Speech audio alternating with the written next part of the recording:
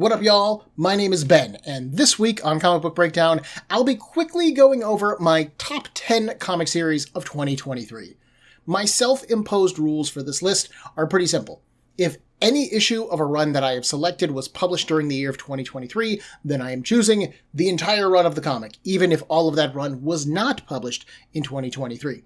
Secondly, I put together this list pretty much off the top of my head. I just stared into space and tried to recall the comics that made me most excited over the course of the year. The books that when I slammed down my stack of new comics, these are the books that I wanted to read the most. This list is literally just the books that have stuck with me the most throughout the course of the year. No other considerations kept in place.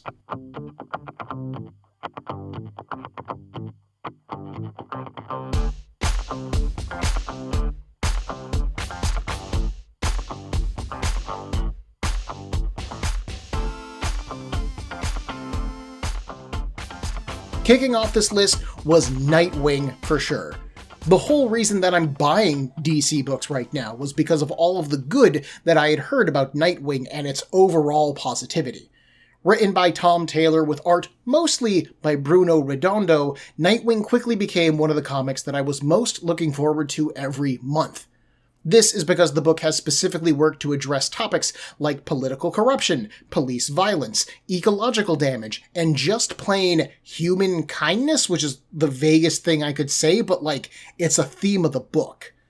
Taylor's Nightwing hasn't just been fighting to defend people and maintain the status quo like superheroes are normally accused of doing, because in his Dick Grayson Dayside persona, Nightwing has been opening public resources, he's been building shelter for the homeless, and he's been actively working to make the world just a better place overall.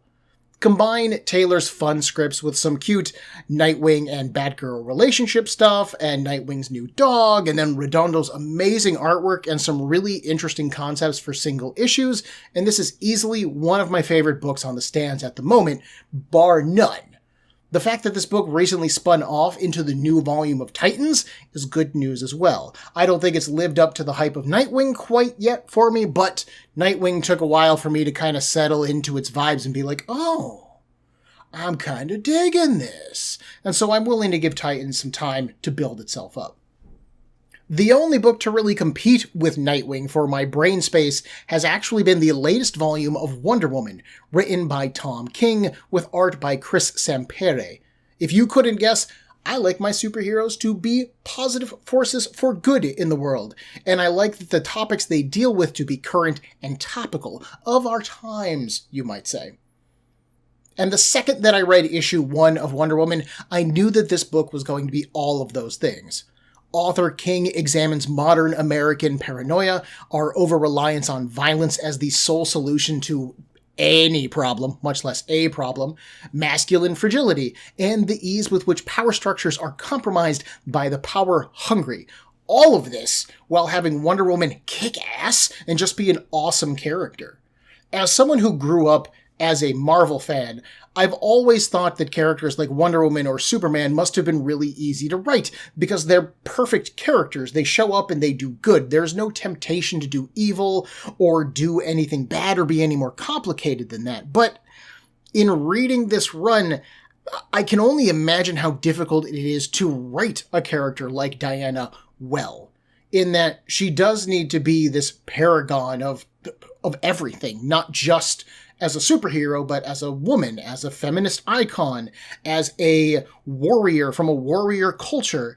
All of these things all in one. I have no idea how, I would approach writing Wonder Woman. I like to dream that I would definitely be inspired by Tom King's interpretation of the character, but I have no idea how anybody can write Wonder Woman this well. In a history of really well-written Wonder Woman comics, this is the one that I've connected with the most personally. The Image title Black Cloak makes my list this year for a very easy reason, and that's because it surprised me how much I cared about it. I had fallen in love with author Kelly Thompson's writing over on 2019's volume of Captain Marvel over at Marvel Comics, and when Thompson announced that she was leaving that book with issue 50, I just pricked my ears up for what would come next for Thompson. maybe I would give it a look. We'll see how the budget looks. And, hopefully I would care about it. And I read issue 1 of Black Cloak, and I cared a lot. Set in a fantasy world that has barely recovered from a devastating war, the book stars Phaedra Essex, a former member of the royal family who is now a member of the Black Cloaks, charged with investigating injustice and setting those injustices right. When her ex-fiancé is found mysteriously murdered, she uncovers a conspiracy that not only hits close to her heart, but shakes her home to its core. Black Cloak immediately felt like a fully realized world that I wanted to explore more. The first issue does not give you a lot of setup or explanation or guiding you into the world that you're about to be reading. It just goes, boom! Here's everything fully formed and in place. Keep up with it, pick up on context clues, and hopefully have a good time. And I did have a good time. Phaedra is exactly the kind of self-sacrificing, justice-seeking cop that I want to believe is real in every story that I read featuring somebody who is enforcing the law. Meredith McLaren's artwork is very cartoony and animated, and I know that does not go towards some people, but it works incredibly well for me, and it never holds back from, kicking you in your heart's nuts when the story really needs to deliver home some painful drama.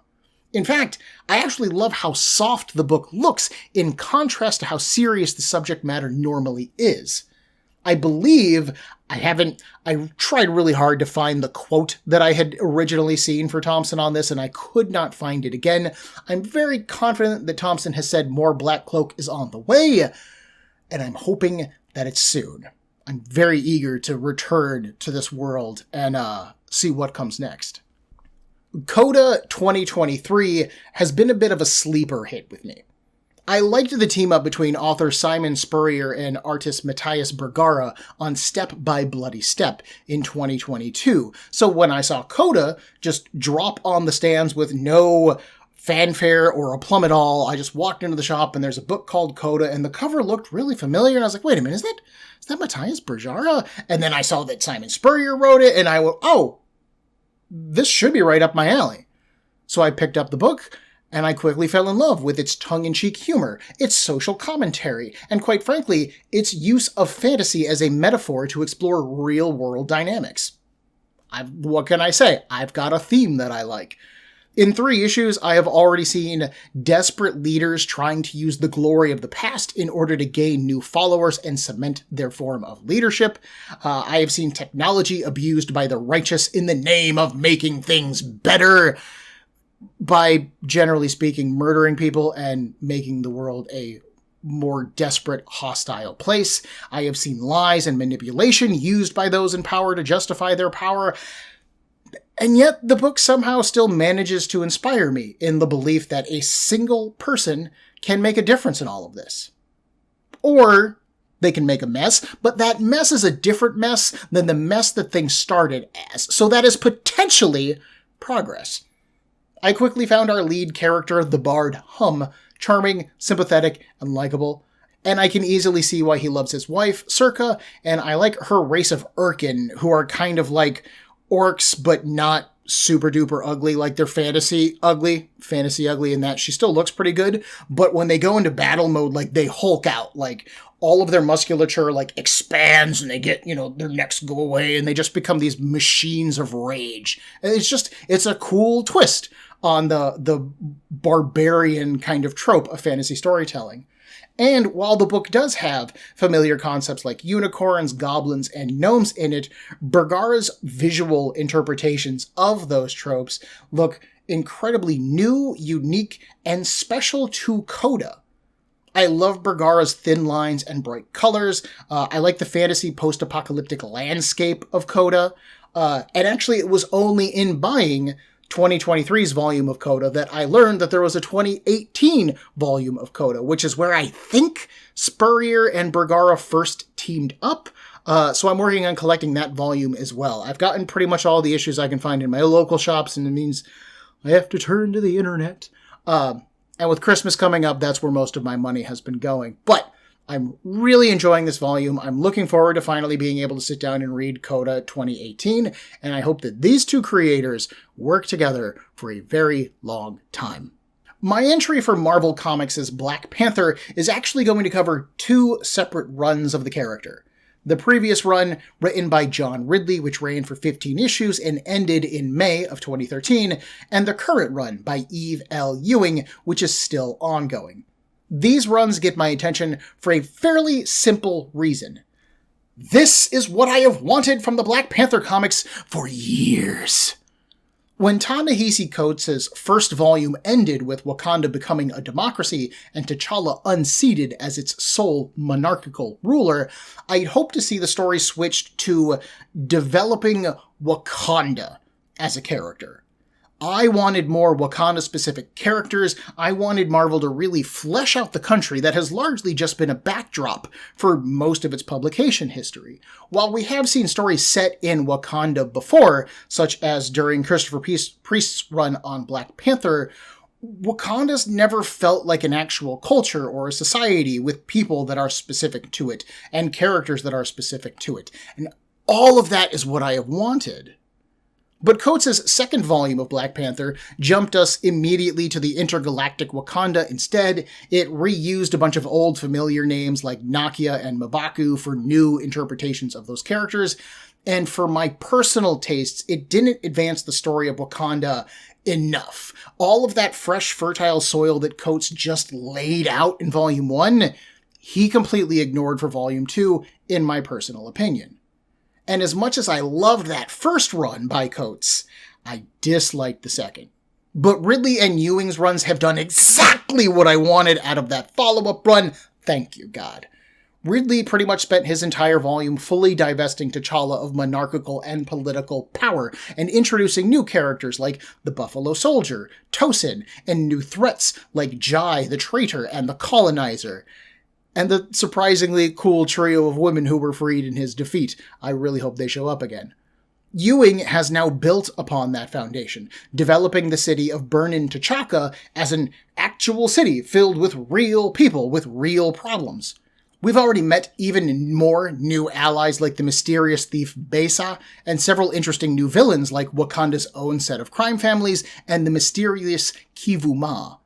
Rather than Wakanda just being the home of the Black Panther and maybe Shuri if you were lucky, and a place that we visit every once in a while and it kind of feels like something different, it's starting to feel like a real place on Earth, and I love getting to spend time there. Similarly, the Scarlet Witch's latest ongoing series has recently come to an unfortunate close, but I enjoyed my time with this volume. Written by Steve Orlando with artwork mostly by Sarah Pichelli, The Scarlet Witch set out to give Wanda her own corner of the Marvel Universe. She has a town that is unique to her book, the city of Lotkill. She's got her own magic shop, and she even has her own new bestie, MCU darling Kat Dennings. I mean, Darcy Lewis. Much like with Black Panther, I love this book because it builds upon the Marvel Universe rather than just reusing all of the old elements that already exists. It gives Wanda her own space, it gives her her own cast of characters, and new villains that are specific to her for her to interact with. Our first big villain, Scythia, was great. I like the Dream Queen story early on in the series run. I like seeing Wanda interact with her son, her sister, Polaris, over from the X-Men comics, and even the clone of her former dad, Joseph, in most recent issues. I did have a lot of high hopes for the most recent new villain, the Witch Hunter, and almost none of those hopes were kind of fulfilled at all. I will admit that the final few stories of this volume did feel rushed to me, but overall, the Scarlet Witch brought back a Wanda who was confident and comfortable in her own power, and it gave her the room to kind of just breathe and exist. The Scarlet Witch didn't need to worry about being an Avenger. She didn't need to worry about being the daughter of Magneto or the High Evolutionary or whatever her weird background is. She just needed to be. And we got to see how she handles the Marvel Universe. And while I am sad that this book has already been canceled, I do eagerly await its sequel series, The Scarlet Witch and Quicksilver, that is set to come out in 2024. She-Hulk 2022 was very much a sleeper book for me for quite some time. I bought it mainly out of curiosity and honestly, probably more out of habit. I've got most of She-Hulk's modern comics. Why not get this one and see what they're doing with it, right? And in doing so, I accidentally fell in love with one of the best soap operas that Marvel has published in quite some time. Written by author Rainbow Rowell with art by Antonio Roget, Takeshi Miyazawa, and Andres Genolet, She-Hulk's previous volume, because it also just recently ended, is not a superhero comic with soap opera elements. You saw a lot of that back in the 90s reading the X-Men comics, or I would argue the Spider-Man family of titles. Those were very much superhero comics with soap opera story elements. But no! She-Hulk from 2022 is a soap opera that just happens to have superheroic elements. A lot of the initial 6 issues is just She-Hulk's relationship with the recently returned from the dead and very underdeveloped superhero Jack of Hearts, who has been an intriguing, complicated, and perfectly flawed love interest for Jen to interact with. I love the Punch Club that Jen is part of with other Marvel heavy hitters like Titania and The Thing, and the variety of villains like Mark and April Booth, who are the married couple who tried to steal her powers roughly around the issue 9, issue 10 part of the run, was really interesting. I really like the introduction of the Scoundrel towards the end of the volume. He was a lot of fun and was super refreshing from a supervillain for the She-Hulk perspective. While the book can be slow at times, if you're showing up for like an exciting read, you're probably not going to get it. But if you're showing up for an incredibly well-written character with interesting drama and elements, then Rowell has really been creating a very juicy corner of the Marvel Universe. And I've already been enjoying the 2-issue-old sequel series, the now ongoing Sensational She-Hulk. The book that has surprised me the most by being on my mind as much as it has honestly been Skybound's Transformers relaunch.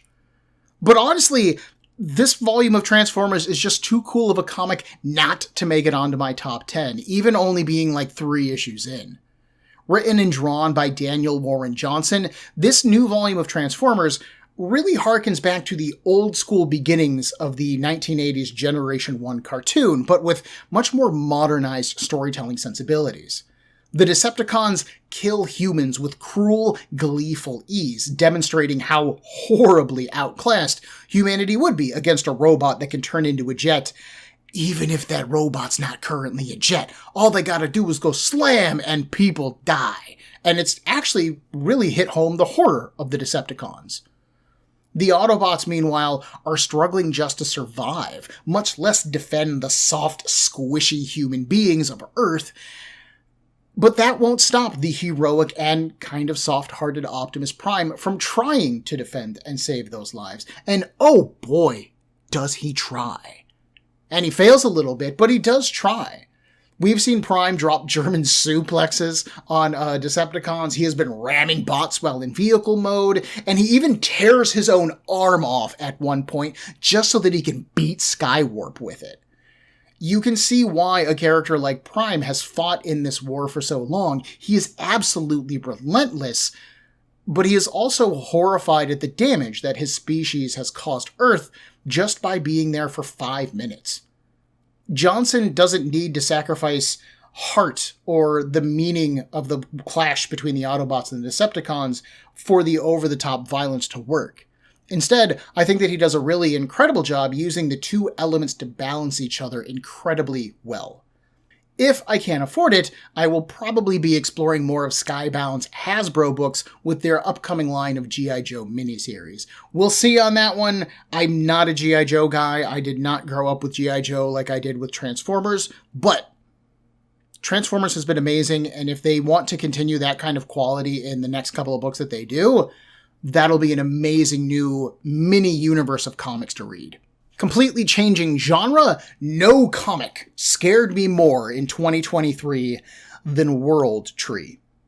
I won't lie to you folks, I'm super scared of the developing potential of AI systems, and even more importantly, I am scared for the human beings who are going to be replaced in every part of the workforce that it is possible to replace them in with AI once it becomes possible. Human greed is relentless and never-ending, and it's coming for your jobs. And that's the thing you need to be scared about more than anything else. And I'm even more terrified that nobody seems to care that we're going to get there, and World Tree as a comic played off of those fears perfectly. Written by James Tynion IV and drawn by Fernando Blanco, with gorgeous colors by Jordi Belair, World Tree sees a damaged, barely functional group of adults try to combat the dark, evil internet that exists beneath the functional one that you and I use every day. And if that sounds incredibly dark and edgy and weird, and maybe it sounds a little stupid to be fighting the internet, on pitch it kind of does. But this darker undernet infects those who use it, causing them to live stream their murders, to mutilate themselves, and it cuts off their users from their own sense of compassion and humanity. It is all the worst aspects of the internet and social media, but weaponized by an AI force that doesn't care for or need, quite honestly, humanity at all. The realistic artwork makes everything seem that much more real and effective, with this fantastic glitch effect happening throughout the comics to show how the undernet affects the real world, often to horrific results. Perhaps the only thing scarier than World Tree's story is trying to spell it for your local comic shop to order. Damn you, Leet Speak! Damn you! Why would you name your book like this? Ooh. This is probably the first book that I really got to give a, I guess there was a little bit of nudity in Black Cloak. I was going to say you might want to do a little M for mature on this one. There's a lot of bare nipple in World Tree. There's a little bit of like the villainous face of the internet basically walks around as a tattooed naked woman throughout the comic. So, you know, if you're not supposed to be looking at naked women, don't, I guess? I don't know. From a storytelling perspective, World Tree has been fantastic, and that's the thing I'm focused on more than anything else. My final pick, and I wrestled with this final pick, because I feel like I'm going to get a lot of hate for this, is Jason Aaron's run on The Punisher, which did start in 2022, but ended in 2023, so by my very weak criteria for this list, it counts as a 2023 book. Running for a total of 12 issues with a few spin-off one-shots that don't have anything to do with the main volume, this volume of The Punisher re-examined the character's role in the Marvel Universe and his personal overall history as a character. For the flashback portions of this volume, Aaron teamed with artist Paul Azaceta for moody, dark explorations of Frank's, quite frankly, unsettling behavior as a child, his disconnect from the rest of the compassion of humanity, I suppose I should say. It covers his return from war, how he coped with coming back from war, the way that war not so much changed him, but made Frank into who he was always supposed to be, and how difficult it was for him to find his humanity upon coming back. But that's the thing, in overcoming his desire for war and finding love for his family, his wife Maria, and his 2 kids, that's where I came to love Frank the most. Because in this interpretation of the character, he could have easily just have been a mindless psychopath who went around killing people. It was easy for him, and it's something that came naturally, and he chose not to. He chose his wife, and he chose his kids, and that's really cool. It feels like such a sacrifice of the character to go, I'm going to give up being the Punisher because I'm happy with my family, even if it feels uncomfortable and unnatural to be with my family.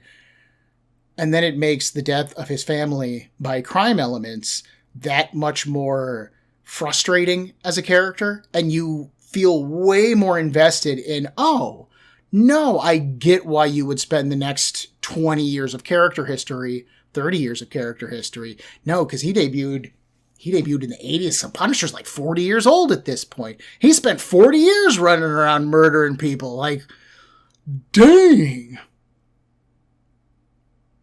In the modern portions of the comic, artist Jesus Saiz uses gorgeously rendered pages to explore Frank's use of the evil ninja group called The Hand to accomplish his own aims, which, is the death of evil at any cost, even at the cost of Frank's own soul.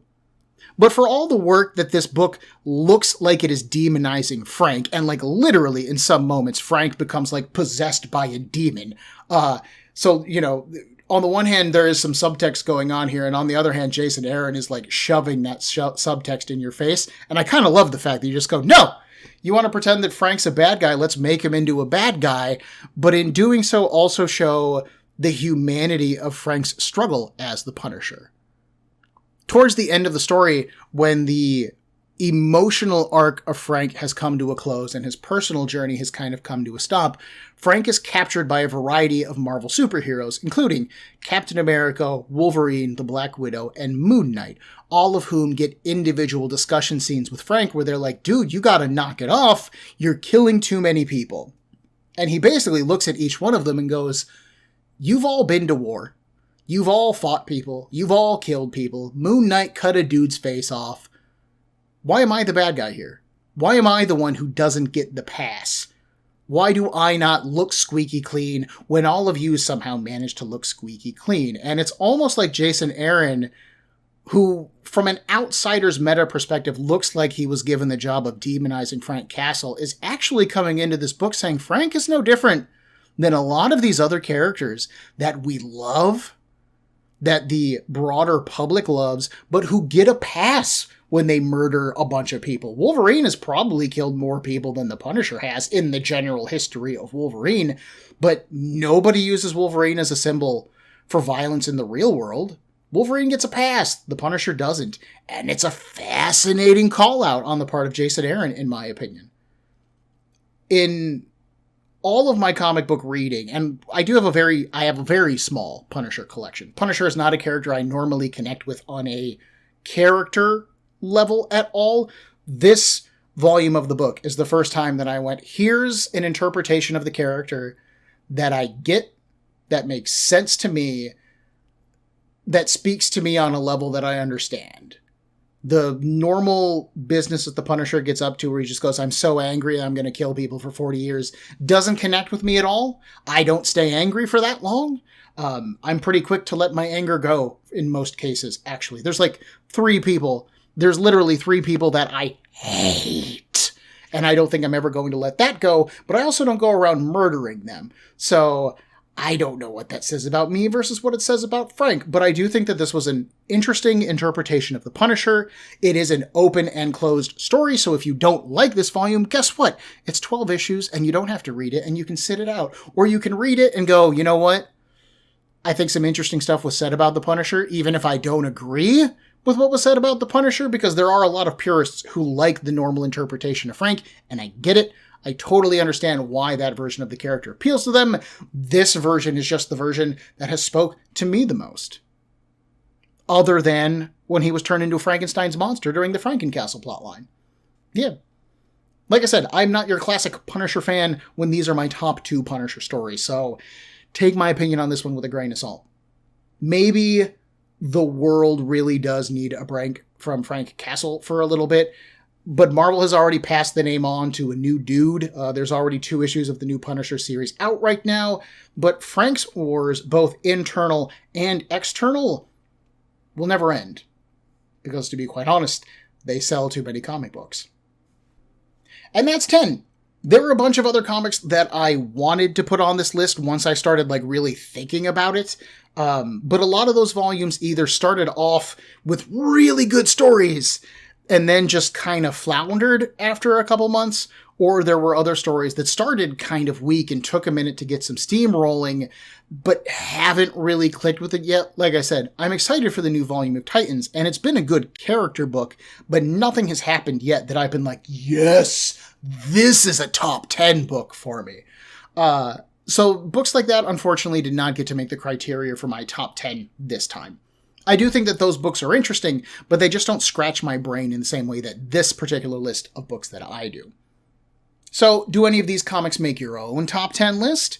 Do you have something to say about my choices? Bring it on. Or is there a series on this list that you would like to see me cover on the show, maybe even give a full breakdown? Quite a few of these, more than I thought were going to be on this list, have actually finished their runs. I really thought I was going to have more ongoings here, but no, we've got a pretty decent handful of things that have already finished. So let me know, either in the comments if you're on YouTube, through email, that is cbbreakdown@gmail.com, I'll have it down in the description, or on one of Breakdown's socials, Facebook or Instagram, which you'll also find linked in the description. Heck, give me your top 10. I am always interested in finding a new comic to read, and I'm always open to trying a book out for at least an issue to see if anything about it grabs me. Next week, we'll be back to what was our regularly scheduled new series, Cliffhanger's miniseries, High Roads, which is a rollicking adventure story set in the final days of World War II. A motley band of characters have a chance to stop the Nazis' last, final, desperate plan, and maybe get rich doing it, you know? The book's got jokes, non-stop action, and a fun cast of really incredible weirdos. Join me in a week for Comic Book Breakdown episode 30.1 of High Roads. You gotta be kidding me. If you enjoyed this episode of Breakdown, please make sure to hit that like button, and if you are not subscribed to the show, then click on that as well. I love getting feedback, and I would really appreciate it if you did so. If you have any questions, concerns, or would like to suggest a comic or a series to me, Breakdown can be found on Facebook, Instagram, and on a variety of podcast platforms, with links in the description for this episode below, as well as the email cbbreakdown@gmail.com. Thank you for your time and attention.